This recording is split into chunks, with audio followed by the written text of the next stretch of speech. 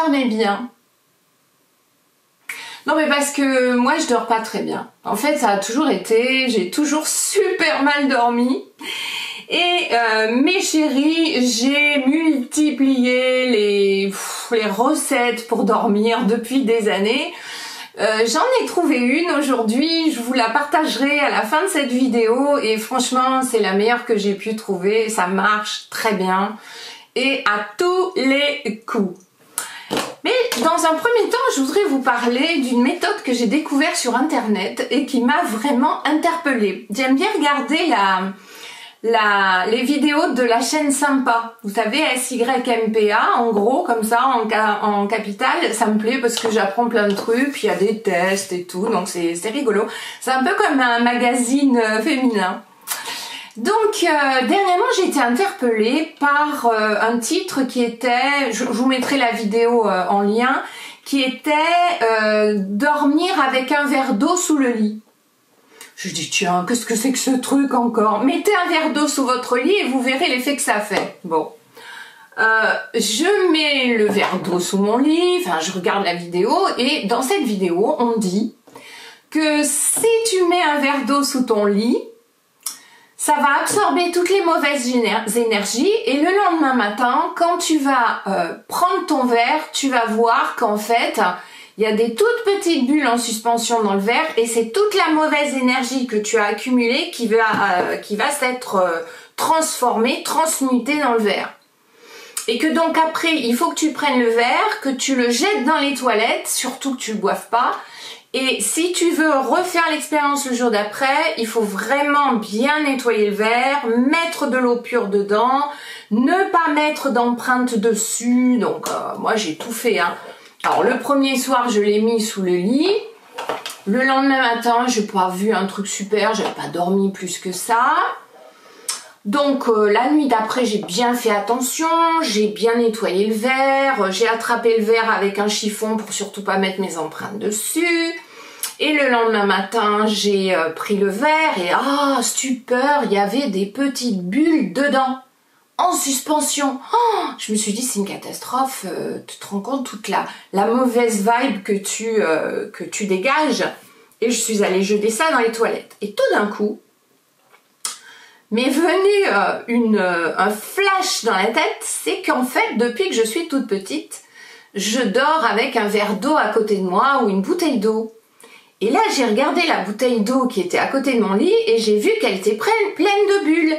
Et là, elle m'a pris une angoisse terrible et je me suis dit, ouais, mais depuis toutes ces années, en fait, tu bois toute la mauvaise énergie qui est dans ton verre et dans ta bouteille, là, le matin, en fait. Et au lieu de jeter tout ça le matin, tu bois tout. Et là, j'ai vraiment gambergé toute la journée. J'ai fait des recherches sur Internet et là, j'ai trouvé un truc bizarre. J'ai trouvé que certaines personnes, elles, buvaient l'eau quand il y avait des petites bulles comme ça, pour soi-disant se soigner et récupérer une énergie phénoménale. Donc là, je me suis dit, il y a un truc qui cloche. Soit c'est une mauvaise énergie, soit c'est une bonne énergie. Mais là, je comprends pas bien, je comprends pas. J'ai découvert aussi que certaines personnes écrivaient sur un papier un vœu qu'elles mettaient sous le verre et qu'ensuite elles buvaient le verre. J'ai découvert que parfois, elle pouvait même mettre quelque chose dont elle voulait se débarrasser sur le papier, sous le verre, et qu'ensuite elle jetait l'eau dans les toilettes. Et donc je me suis dit, mais ce phénomène de bulle là, c'est normal ou c'est mystique, magique? Eh bien ce phénomène de bulle, c'est un phénomène scientifique très connu. Je vous mettrai le nom là, parce que là, au moment où je vous parle, je ne m'en rappelle pas.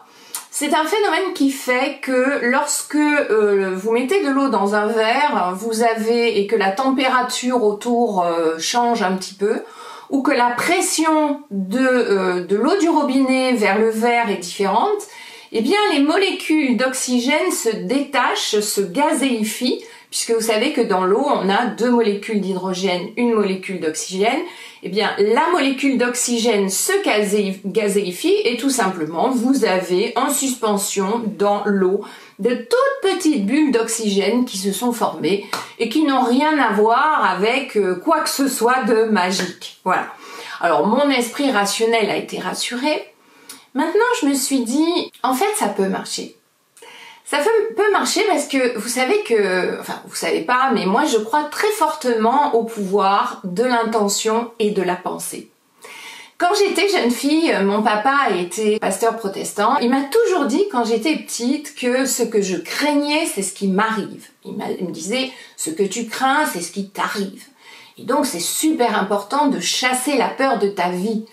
D'ailleurs, le Dalai Lama a posé une question qui, moi, m'interpelle tout le temps. Si tu n'avais pas peur, que ferais-tu? À un moment donné, j'avais accroché ça dans mon bureau et ça a fait réfléchir beaucoup de gens qui, aujourd'hui encore, lorsqu'ils me rencontrent, me disent « Tu sais que cette phrase m'a fait réfléchir beaucoup et elle m'a fait prendre des décisions que je n'aurais pas prises sans ça. » Mon père me disait aussi « La foi est une ferme assurance des choses qu'on espère, mais qu'on ne le voit pas encore. » Tous ces mots, c'était tiré de la Bible, et puis c'était une ferme définition de la foi, en fait. Si vous êtes persuadé qu'en mettant un verre sous votre lit, vous allez chasser toutes les mauvaises énergies et que vous allez mieux dormir, bah écoutez, faites-le. Si vous pensez que en mettant sur un petit bout de papier ce que vous souhaitez, ce que vous désirez le plus, en le mettant sous un verre, vous allez mettre en place des choses qui ne seraient pas arrivées sans cette intention-là, eh ben faites-le.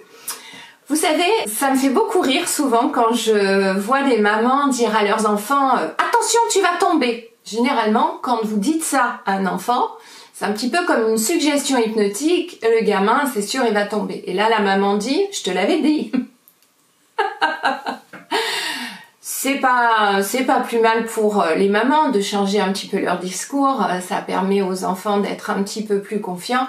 Et si elles ont peur qu'effectivement l'enfant tombe, elles peuvent leur dire tout simplement « Tu sais chérie, j'ai peur que tu tombes. » Et c'est un tout petit peu différent de « tu vas tomber ».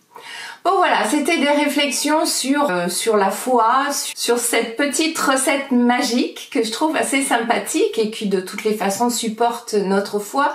Tout ce qui supporte notre foi, tout ce qui nous permet de prier de façon d'une façon ou d'une autre et donc de réaliser nos rêves les plus fous, ben moi je trouve que c'est génial. Alors je vous avais promis de vous dire comment j'ai réussi à dormir aujourd'hui, même quand je souffre beaucoup, puisque si vous avez regardé ma vidéo sur la cystite interstitielle, vous savez que ça m'arrive, tout simplement avec l'hypnose. C'est vraiment ce qui m'a permis de dormir malgré la douleur, malgré le fait que j'avais des idées qui tournaient dans ma tête. C'est vraiment l'hypnose qui m'a aidée et j'aime beaucoup une chaîne que je vais vous mettre en commentaire. Je l'ai déjà mise d'ailleurs sous ma vidéo sur la cystite interstitielle parce que vraiment cet homme qui fait ces vidéos est génial. Je l'aime beaucoup et il m'accompagne beaucoup lorsque j'ai du mal à dormir. L'hypnose pour moi c'est vraiment une solution. Et puis si le verre d'eau ça marche pour vous, eh bien super, allez-y, utilisez le verre d'eau.